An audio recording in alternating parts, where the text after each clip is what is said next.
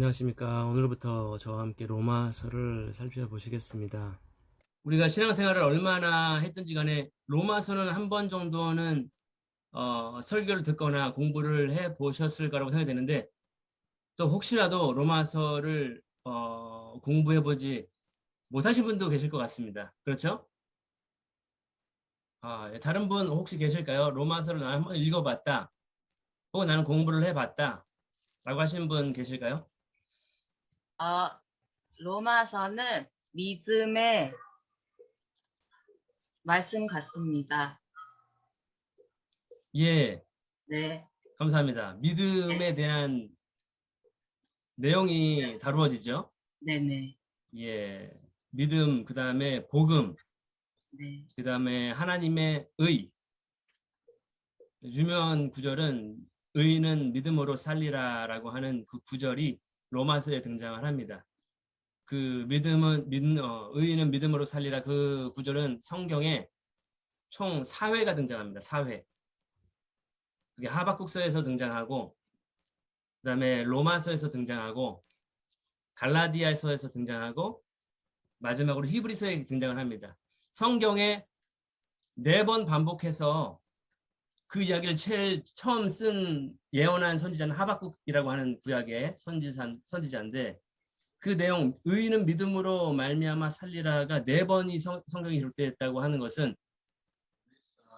믿음으로 산다는 그 자체가 굉장히 중요한 성경의 교리라는 것을 알 수가 있겠죠. 하나님께서는 얼마나 많이 강조를 하고 싶었으면은 의인은 믿음으로 말미암아 살리라, 이거를 4번 성경에, 이 많은 내용의 성경에 4번을 썼을까요? 그만큼 하나님께서는 의인은 믿음으로 말미암아 살리라, 이 메시지를 강조하고 싶으셨던 것이 아닐까, 그러한 생각이 있습니다. 그 네 군데에서 한 번이 바로 로마서에 등장을 하게 되는 것입니다. 로마인들에게 보낸 편지요.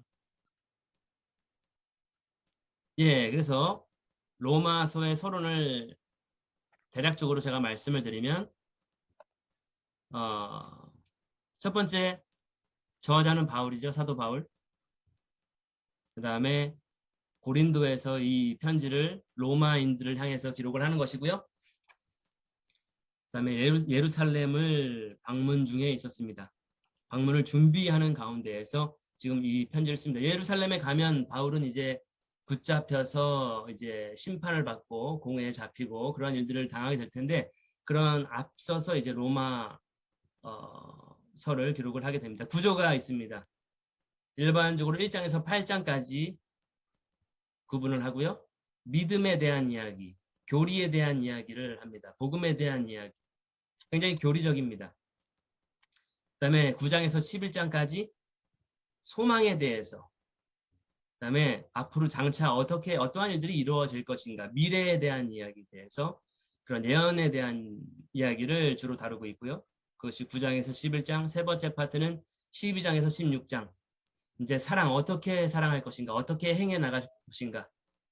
이 믿은 자는, 의인은 이제 어떠한 생활을 어떻게 사랑을 하며 살아갈 것인가. 아까 나연 자매님이 말씀하신 것처럼 그 믿음이 연약한 자를 너희가 서로 돌아보라. 어떻게 믿음이 약한 사람을 돌볼까?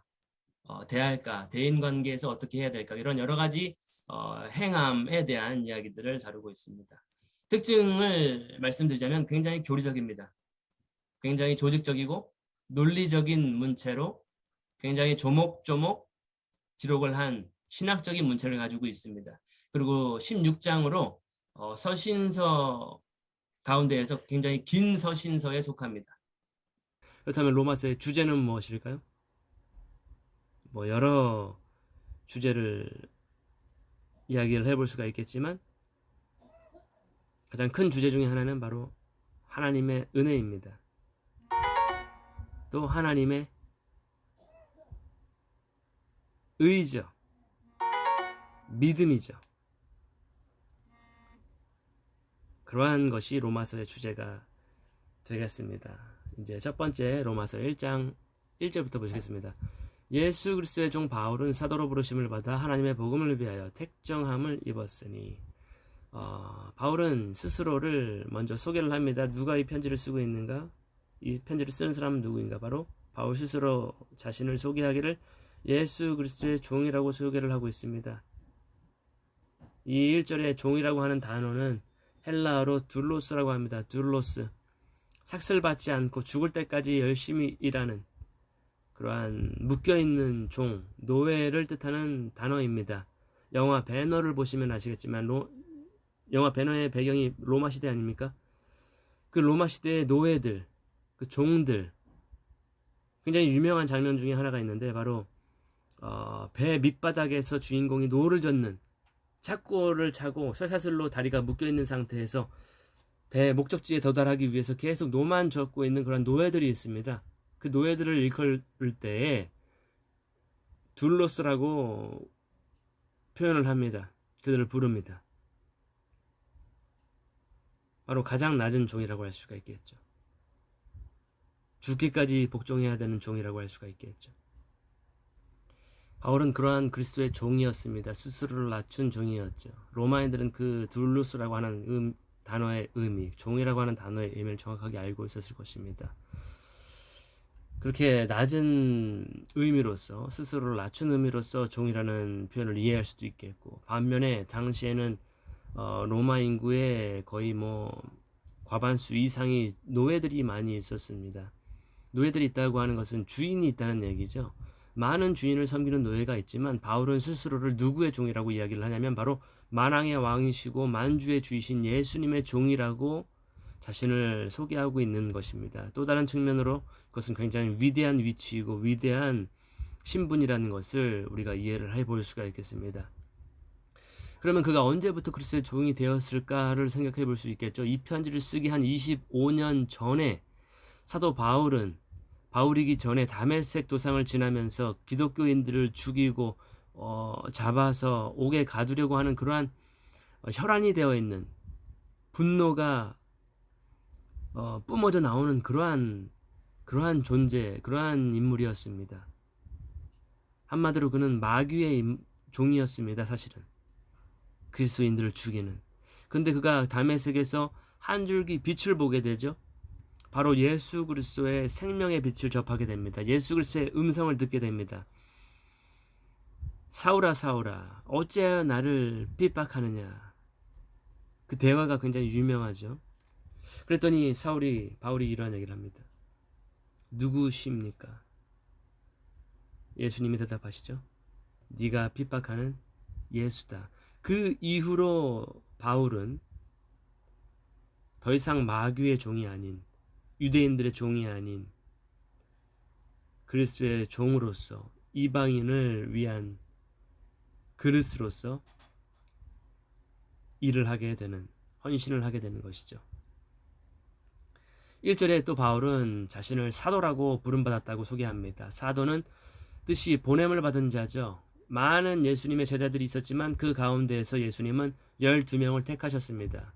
그들과 함께 생활하시고 특별 훈련을 해주시고 가르치시고 여러 가지 것들로 권세를 또 주셔서 귀신을 쫓게 하시고 병을 고치게 하시고 그러한 특별한 제자들의 층을 선별을 하시는데 바로 사도 바울도 만삭이 되지 못한 상태에서 그렇게 갑작스럽게 사도가 되는 그러한 자신을 사도라고 표현을 하고 있습니다. 부르심을 받았다라는 것. 그리고 마지막으로 그는 복음을 위해서 택정함을 입었다라고 표현을 하고 있습니다. 예수님께서 바울을 종으로 삼으시고 사도로 세우신 이유는 바로 이 복음을 위해서 구별시켰다라는 것이죠. 이전까지는 자신의 목적을 위해서 살아갔다고 한다면 이제는 바울은 예수 그리스도의 복음을 위해서 살아가는, 그것을 위해서 구별된, 택정함을 받은 그러한 인물이라는 것으로 자신을 소개하고 있습니다. 2절에 이 복음은 하나님이 선지자들로 말미암아 그의 아들에 관하여 성경에 미리 약속하신 것이라. 이 복음의 정의를 우리가 볼 수 있겠는데요. 복음의 중심, 핵심, 본질은 바로 하나님의 아들 예수 그리스도에 관한 것이라는 것을 알 수가 있고, 그것은 또한 성경에 통해 미리 약속한 내용이다라는 것을 우리가 이해할 수 있겠습니다. 복음은 뚱딴지처럼 갑자기 등장한 것이 아닙니다. 하나님께서 미리 선지자들을 통해서 약속하시고 예언했던 이야기들이라는 것이고, 중요한 것은 하나님의 아들 예수 그리스도에 관한 것이다 라고 하는 것입니다. 그래서 복음이라고 하는 헬라어 단어의 뜻이 굉장히 재미있습니다. 다 아시는 바와 같이 굿뉴스입니다. 기쁜 소식이라는 거죠. 요즘은 가짜 뉴스들이 판을 치고 있습니다. 슬픈 뉴스들이, 기사들이 너무나도 도배되고 있습니다. 그러한 가운데 우리는 항상 기쁜 소식을 접하고 있는, 소유하고 있는 그런 독특한 백성이라는 것을 우리가 이해할 수 있겠습니다. 기쁜 소식을 들은 사람의 주된 감정, 반응이 뭘까요? 바로 기쁨입니다. 우리는 항상 기뻐할 수가 있는 것입니다. 사도 바울은 그래서 권면합니다. 항상 기뻐하라. 예. 또 그 기쁜 소식을 소유한 사람들의 주된 욕구는 뭘까요? 바로 그 기쁜 소식을 다른 사람들에게 알리고 싶어서 견딜 수 없는 것. 그것이 기쁜 소식을 접한, 소유한 사람들의 반응이 아닐까. 복음이라고 하는 것을 이렇게 받은 사람은 그렇게 소식을 전하고 싶어서 견딜 수가 없는 것이죠. 기쁜 소식을 너도 알아야 되고, 너도 이 기쁜 소식을 들어야 되고, 이 구원의 기쁜 복음을 너도 들어야 된다라고 소식을 알릴 수밖에 없습니다. 전달할 수밖에 없습니다. 그것이 복음을 접한 사람들의 반응이라고 할 수가 있겠습니다. 바울은 이처럼 복음을 위해서 사도로 부름을 받고 택정함을 받은 그리스도의 종이었다라고 자기를 소개하고 있습니다. 오늘날 많은 책을 집필하는 사람들이나 강단에 서는 사람들이나 설교를 하는 사람들이 자기 학력과 학파와 자기의 혈통과 우월함을, 얼마만큼 내가 이렇게 공부를 했고 얼마만큼 내가 업적을 쌓았는가, 자기의 경력을 자랑을 할 텐데 사도 바울은 그런 자랑은 하지 않고 이 서신의 서문에 자기를 단지 그리스도 안에서의 존재를 설명하고 있는 것을 볼 수가 있겠습니다. 모든 것은 다 배설물이고 나는 그리스도의 종입니다. 그리스도의 사도입니다. 복음을 위해서 부르심을 받은, 택정함을 받은 존재입니다 라고 표현을 하고 있습니다. 3절에 보시면 이 아들로 말하면 육신으로는 다윗의 혈통에서 나셨고, 하나님의 아들 예수님에 대한 설명인데요. 메시아, 하나님의 아들 예수는 육신으로는 다윗의 혈통이라는 것이죠. 그래서 누군가 자기가 나는 메시아입니다, 내가 구원자입니다, 나를 믿어야 나를 통해서만 구원을 받을 수 있습니다, 스스로를 메시아임을 증명을 하려면 첫 번째 조건이 바로 이스라엘 사람이어야 된다는 것입니다. 유다 지파여야 된다는 것이죠. 다윗의 자손, 다윗의 혈통이어야 됩니다. 이 조건이 충족되지 않으면 메시아로서, 구원자로서 자격이 없는 존재라는 것을 알아야 됩니다. 한국인 가운데서 구원자가 나올 수 없다라는 것이죠. 미국인 가운데서 구원자가 나올 수 없다라는 것이죠. 그 외에 다른 종족에서 구원자가 나올 수 없습니다. 바로 유대인, 다윗의 혈통 이어야 되는 것이고요. 또 다른 구원자의 조건 4절에 보시면 성결의 영으로는 죽은 가운데서 부활하여 능력으로 하나님의 아들로 인정되셨으니 곧 우리 주 예수 그리스도시니라. 죽었다가 다시 부활해야 됩니다. 자기가 구원자라고 증명을 하려고 한다면 그 부활의 능력으로 말미암아 하나님의 아들로 인정이 되어야 됩니다. 즉 육신의 조건과 성결의 영의 조건을 모두 갖춘 사람이어야 됩니다. 이 지구상에 이 두 조건을 갖춘 사람은 한 사람도 없습니다. 단 유일한 한 사람, 예수 그리스도밖에 없다라는 것입니다.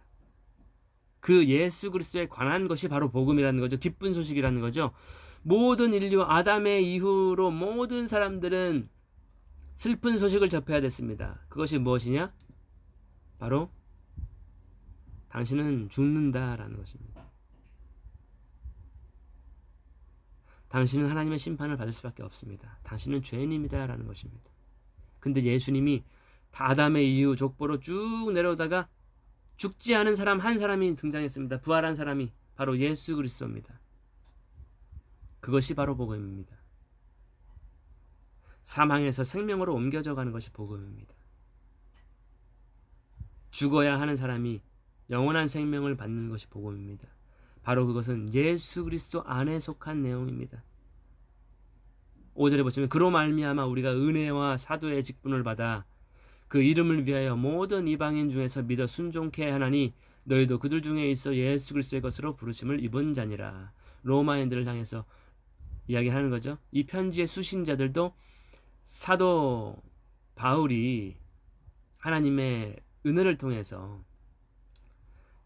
사도의 직분을 받았고 또 믿은 것처럼 너희 이방인들도 믿음으로 순종함을 복음을 믿고 순종함으로 인해서 예수 그리스도의 것으로 부르심을 입은 사람들이다라는 것을 이야기하고 있습니다. 우리 모든 사람들 이 한반도 땅에도 복음이 전파가 되었고 우리 또한 하나님의 부르심을 받고 하나님의 소유로 예수님의 소유로 이렇게 된 자라는 것을 우리가 이해를 할 수가 있겠습니다.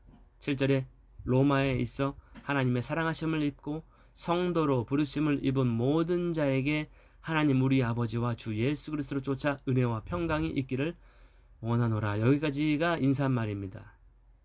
굉장히 긴 인사말이죠. 7절까지. 이 인사말이 이렇게 길다라고 하는 것은 이 편지는 즉흥적으로 쓰는 것이 아니다라는 것을 우리가 알 수 있습니다. 계획적이고 뭔가 조직적이고 의도적으로 편지를 쓰는 것이고요. 그렇게 해서 7절에서 그렇게 하나님의 사랑하심을 입고 성도로 부르심을 입고 그 모든 자의 로마에 있는 모든 자에게 뭘 기원해 주는데 왜냐하면 바로 우리 하나님 우리 아버지와 주 예수 그리스도로 쫓아 은혜와 평강이 있기를 원하노라. 이 바울의 이 항상 이 서신 초반부의 이 인사말에는 항상 은혜와 평강이 등장을 합니다. 모든 사람은 평강한 삶을 원하죠. 평안한 삶을 원하죠. 오늘 하루를 살아도 행복한 삶을 원하죠. 이 평강이라고 하는 단어, 이 히브리인들은 샬롬이잖아요. 샬롬. 그들의 인사말 자체가 항상 평강인데 그 평강이라고 하는 의미가 뭐냐면 모든 상태에서 안녕한 상태를 의미하죠. 샬롬 했을 때는 모든 것에서 안녕한 상태, 행복한 상태, 충족된 상태. 그 충족된 상태, 평강한 상태, 그것은 무엇이 전제가 되어야 되냐면 아무리 우리가 노력을 해도 평강을 소유할 수 없습니다. 우리의 힘으로는. 인간의 힘으로는. 아, 이걸 먹으면 행복해질까? 저기 놀러 가고 여행 가면 잠깐은 행복해질까? 머리가 복잡해, 우울해. 내 문제가 해결이 안 돼. 어떻게 하면 행복해질까? 여러 가지로 우리는 수단과 방법을 동원할 수 있지만 진정한 평강은 무엇으로부터 오냐면 여기 나와 있는 하나님 우리 아버지와 주 예수 그리스도로 쫓아 은혜가 있어야 됩니다. 하나님으로 인해서 우리는 은혜와 평강을 누릴 수가 있는 은혜를 받은 사람들. 하나님의 호의죠. 하나님의 그 사랑을 받는 은혜를 경험한 사람. 그 사람만이 평강을 누릴 수가 있는 거예요. 그 어느 곳에서도 이 땅에서는 평강을 얻을 수가 없습니다. 뭐 잠깐의 기쁨과 쾌락은 얻을 수 있겠지만 영원한 안녕의 상태를 갖지 못해요.